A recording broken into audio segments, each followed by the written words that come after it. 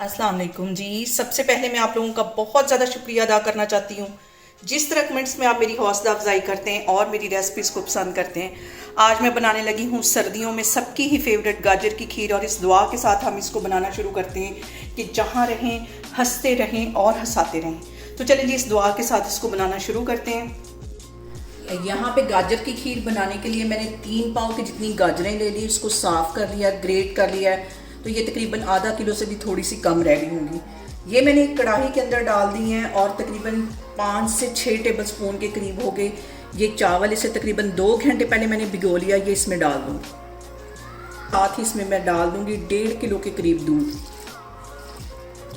और यहाँ पे खीर पकाते वक्त मैं हमेशा मधानी का यूज़ करती हूँ, क्योंकि इससे जो चावल हैं वो भी अच्छी तरह पीस जाते हैं और जो गाजरें हैं उनको पीसना भी आसान हो जाता है। और जब तक इसमें बॉयल नहीं आता इसके मैं पास खड़ी रहूँगी। फिर उसके बाद फ्लेम बिल्कुल लो कर दूँगी, दम वाली फ्लेम पे इसको पकने देंगे। तकरीबन इसको 1.5 से 2 घंटे लगेंगे तो हमारी खीर तैयार हो जाएगी।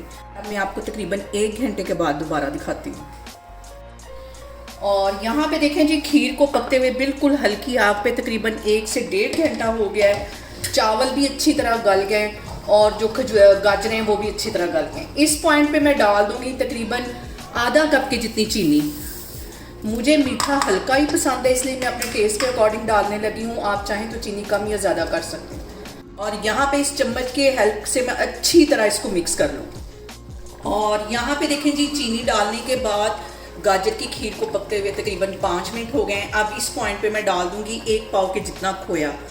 खोए के साथ हमारी जो खीर है बिल्कुल वैसी बनेगी जैसे कि हम शादियों में खाते हैं। बहुत टेस्टी ये खीर का टेस्ट हो जाएगा।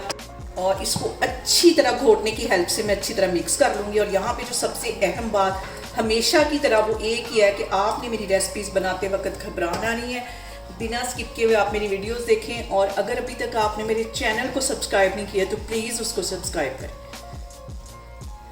और यहाँ पे देखें जी, खोया भी हमारा अच्छी तरह मेल्ट हो गया है। अब इसके अंदर तकरीबन 2 टेबलस्पून के करीब मैं कटे हुए बादाम डाल दूंगी, ताकि इनका जो फ्लेवर है वो भी खीर के अंदर है। मज़ीद इसको सिर्फ हम 5 मिनट पकाएंगे और उसके बाद मैं चूल्हा बंद कर दूंगी। इसको मैं करूँगी डिश आउट, फिर मैं आपको दिखाऊंगी।